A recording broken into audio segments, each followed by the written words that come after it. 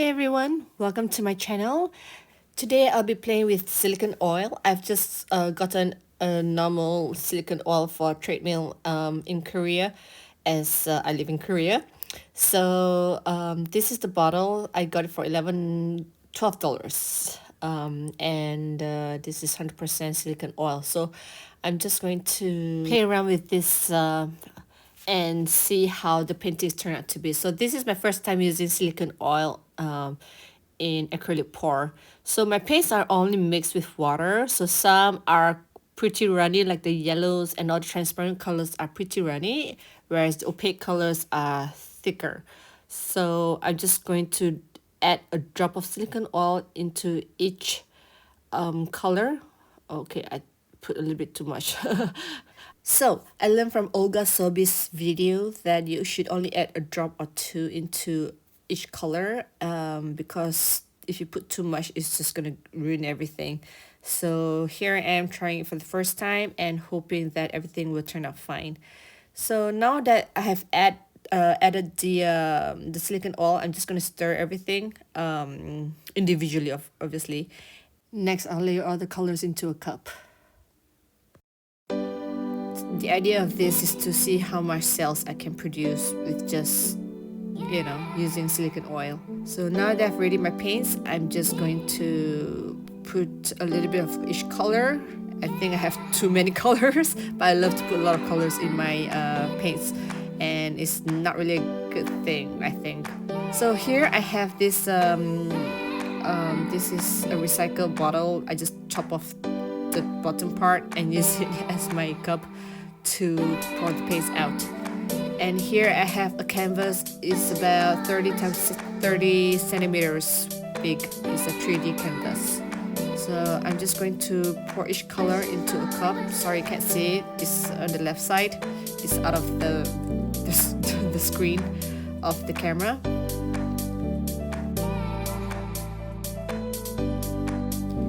Right, ta-da!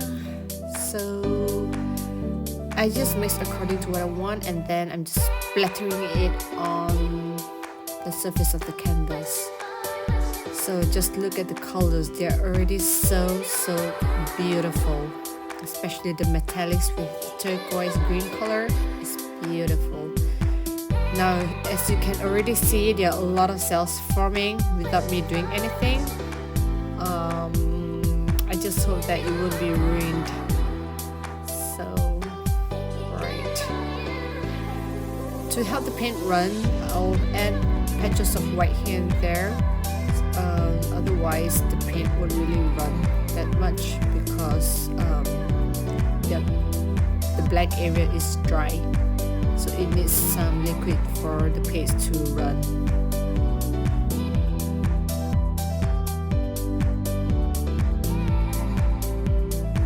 Now I'll be torching it.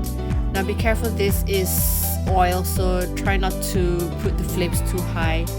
And now, as you can see, there's so many cells popping out, like this is too much of cells popping up. And as I try to tilt the canvas, you can see that the yellow and the red is really runny. So I don't know, it might come out really bad, especially mixed with the green. Yeah, I'm not already liking this at all. It looks so dirty. But this is an experiment, so it's fine. We'll just experiment and see. So yeah, okay, I'm just going to tilt it to the right and downwards. So if your paint consistency is not consistent, then you'll get this. So yep. If you want to do a ring pour, you have to make sure that your paints are pretty much consistent. If not, you'll get this. So, what do you guys think about this one? I personally don't like it. I think it's horrible, and I'm just gonna scrape everything off and redo a new one. So here I am taking a palette knife and just pouring everything into a cup so that I can use this for another pour. Now I'm just going to do the same thing again by pouring a little bit of each color into that recycled bottle cup. Yeah, and then let's see. So for this second round, I put all colors in except for the purple, I think, and the yellow, because the yellow is just too ruddy. So I omit these two colors out, and then yep, I'm just going to do a ring pour for this one, and let's see how it turned out to be. So I put more green this time, and then the last color is white. So you can see that my consistency is still pretty runny, but yeah, we'll see.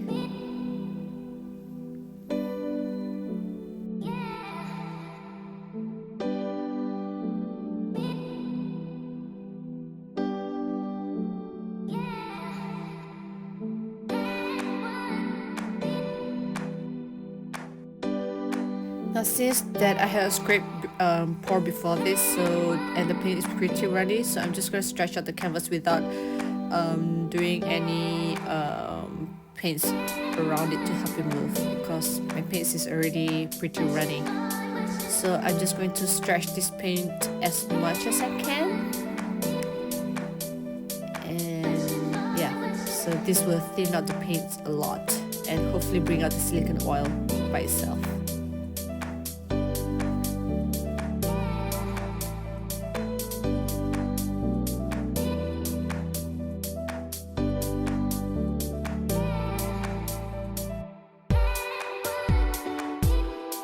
Ooh, can you see the white is spreading out really beautifully? So, yep, I really love the white and the turquoise together. It's a really, really beautiful color.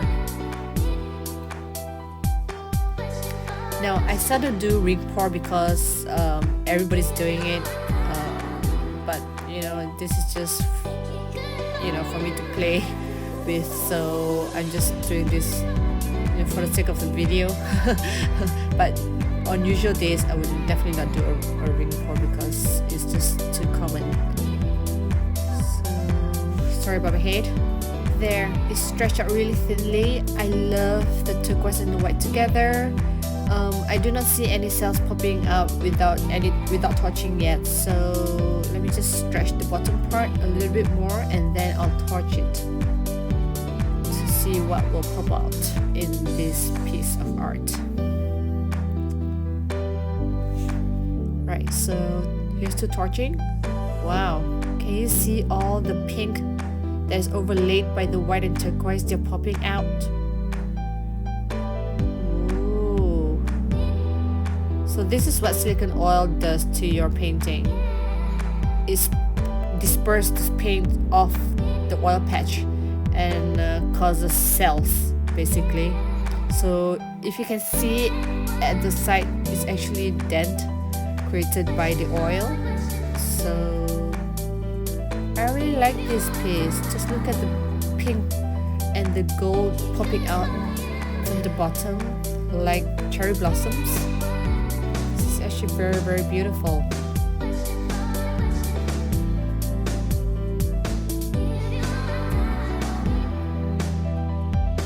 So what do you think about this second piece? Do you think it's yay or nay? Please let me know at the comment section.